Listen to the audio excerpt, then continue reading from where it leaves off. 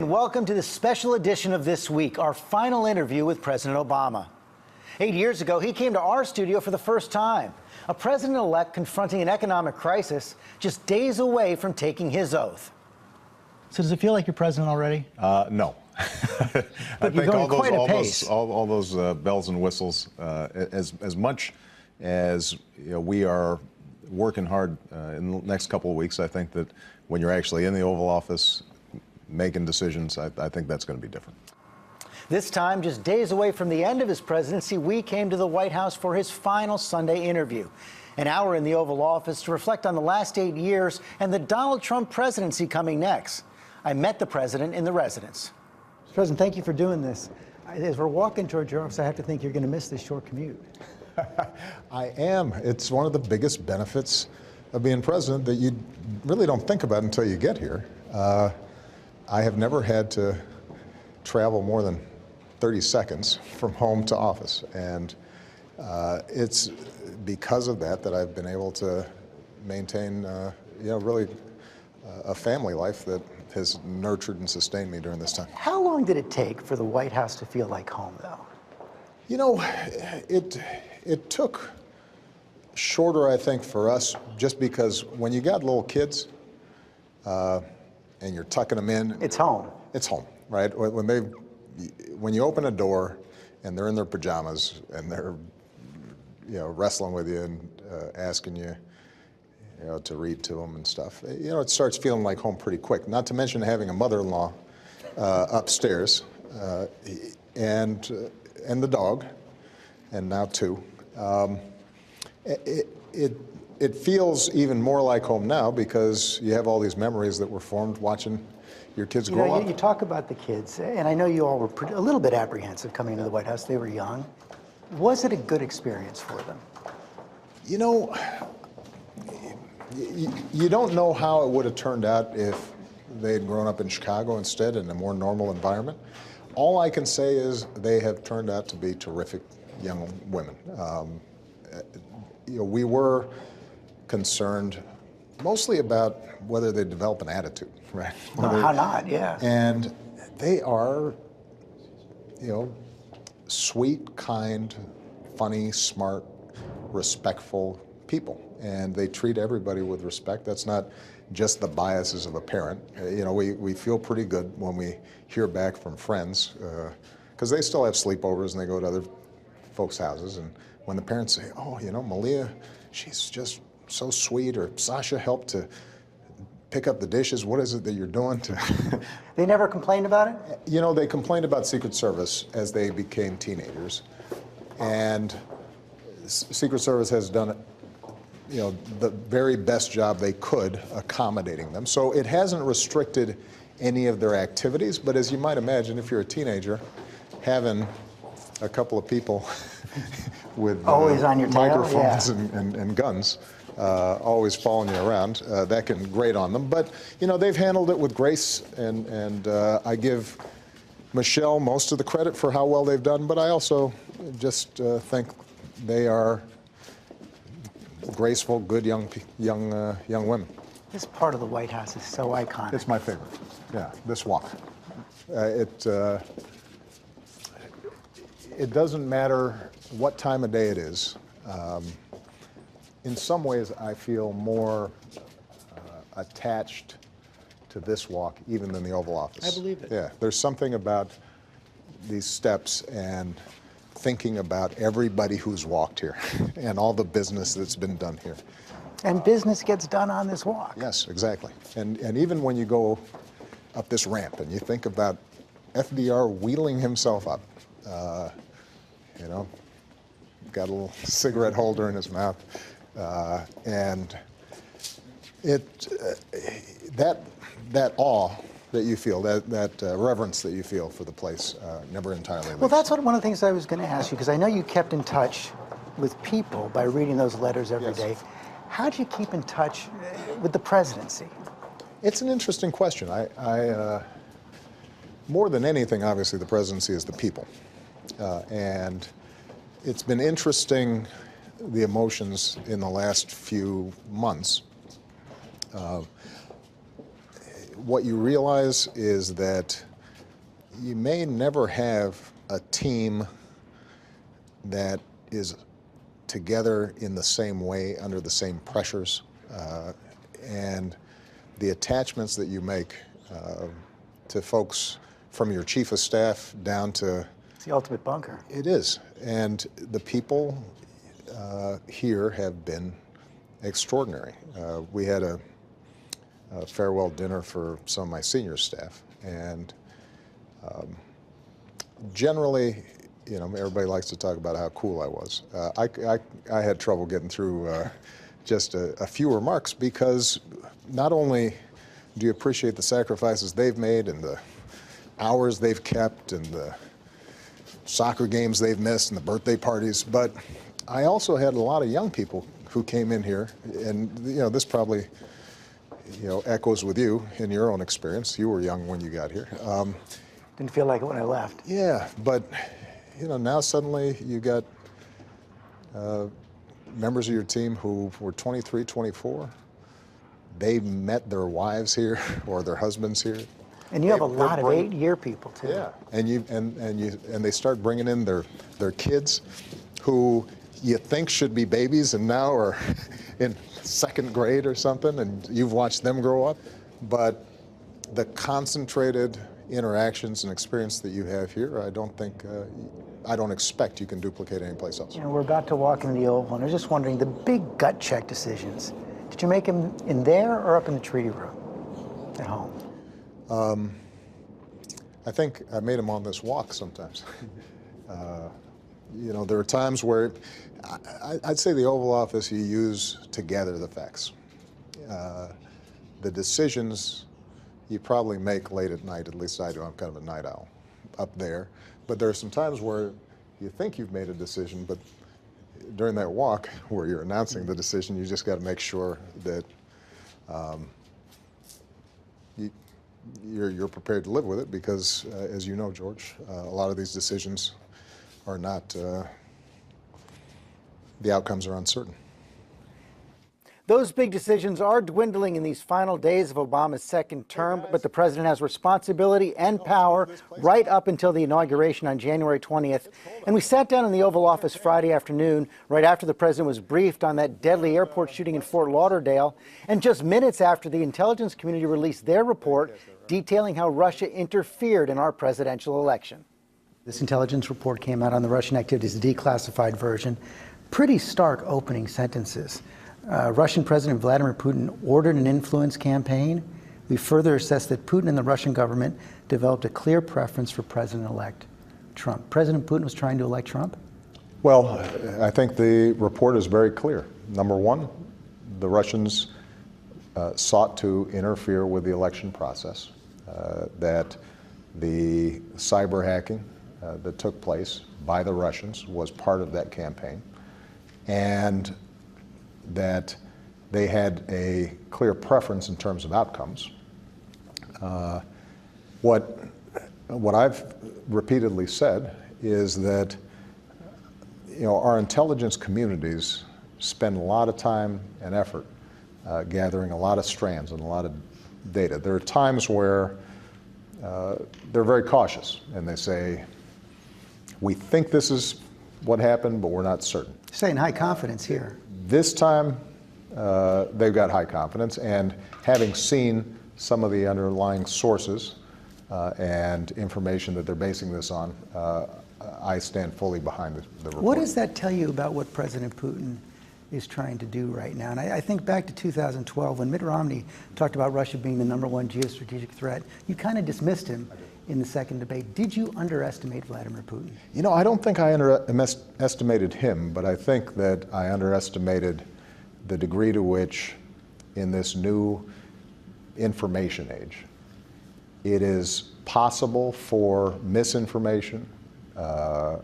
for cyber hacking and so forth, to have an impact on our open societies, our open systems, to insinuate themselves into our democratic practices in ways that I think are accelerating.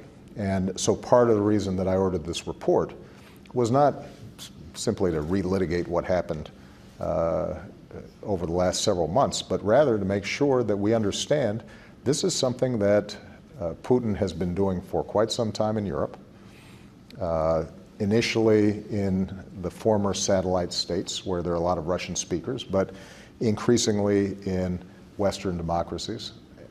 There are going to be elections coming up among our NATO allies that we have to pay attention to. I anticipate that this kind of thing can happen again here. And so, in addition to the report assessing what exactly happened, what we have also done is to make sure that the Department of Homeland Security and our intelligence teams are working with the various folks who run our elections. And one of the things that I've urged the President-elect to do is to develop a strong working relationship with the intelligence community. And I think it's important that Congress, on a bipartisan basis, work with the next administration looking forward to make sure that this kind of influence He is met with the minimized. intelligence leaders this afternoon, praised their work at the top, still didn't seem to accept their conclusions fully, talked about Russia and China and other countries. They made no assessment on whether this affected the outcome of the election. He said very clearly it had absolutely no effect on the outcome. What do you think? You know, I think there are a lot of factors going into an election. I think the bottom line is that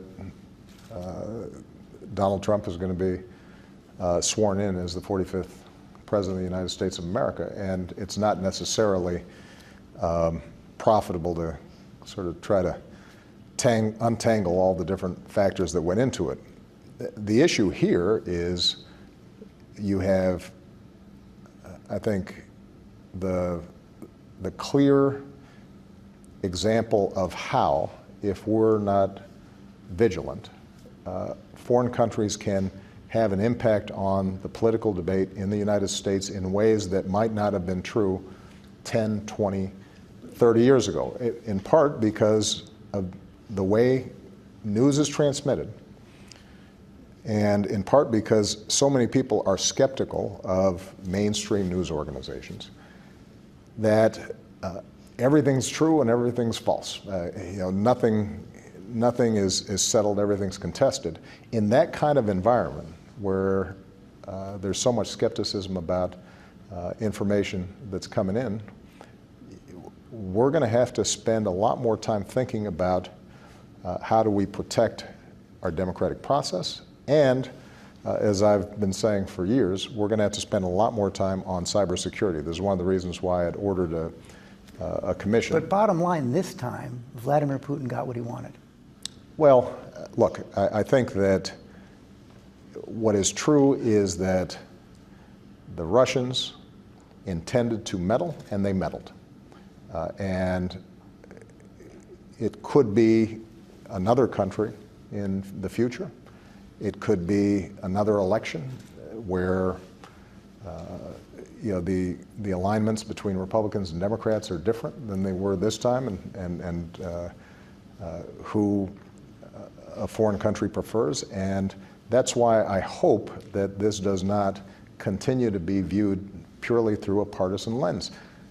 I think there are Republicans as well as Democrats who are concerned about this. And the two things we need to do, George, number one, we have to spend a lot more time, energy, resources on cybersecurity. And what makes this difficult is because it's not just a government problem, it is a private sector and government problem, and there's got to be a lot more cooperation. That was one of the key recommendations of this commission that I got a report from just a few weeks ago. And the second thing we have to do is to make sure that all of us think about how we approach our elections and our democracy, not only to secure them from vote tampering, but also to make sure that we understand when propaganda is being churned through the system. And one of the things, I'll be honest with you, George, one of the things that I am concerned about is the degree to which we've seen a lot of commentary lately where there are Republicans or pundits or cable commentators who seem to have more confidence in Vladimir Putin than fellow Americans because those fellow Americans are Democrats. That cannot be. Does that include the president-elect? What I will say is that, and I said this right after the election, we have to remind ourselves we're on the same team. Vladimir Putin's not on our team. If we get to a point where people in this country feel more affinity with a leader who is an adversary and views the United States and our way of life as a threat to him, then we're going to have bigger problems than just cyber hacking. You've talked to the President-elect Trump now several times over the course of this transition. What have you tried to impress on him about the job?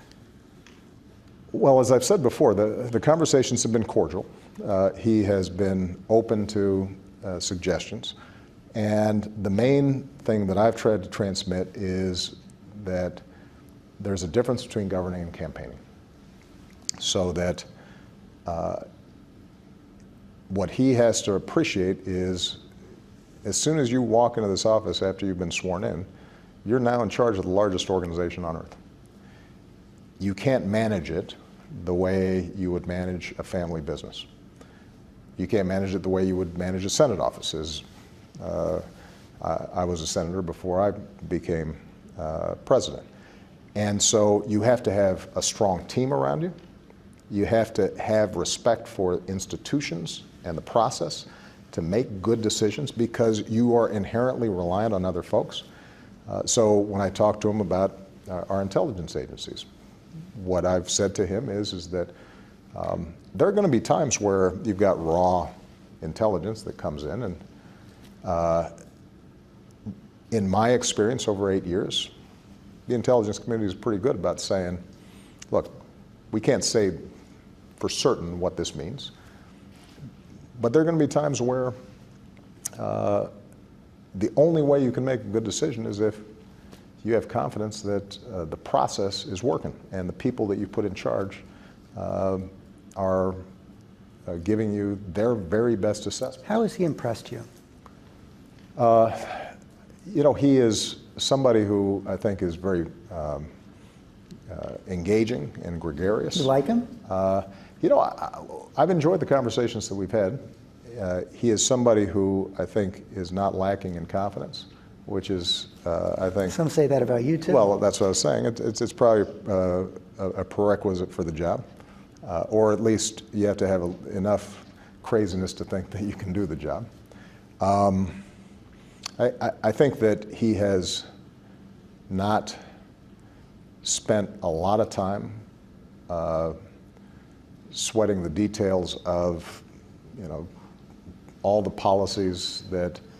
Does that worry you? Well, I think that can be both a strength and a weakness. I think it depends on how he approaches it. If it gives him fresh eyes, then that can be valuable. But it also requires you knowing what you don't know and putting in place people who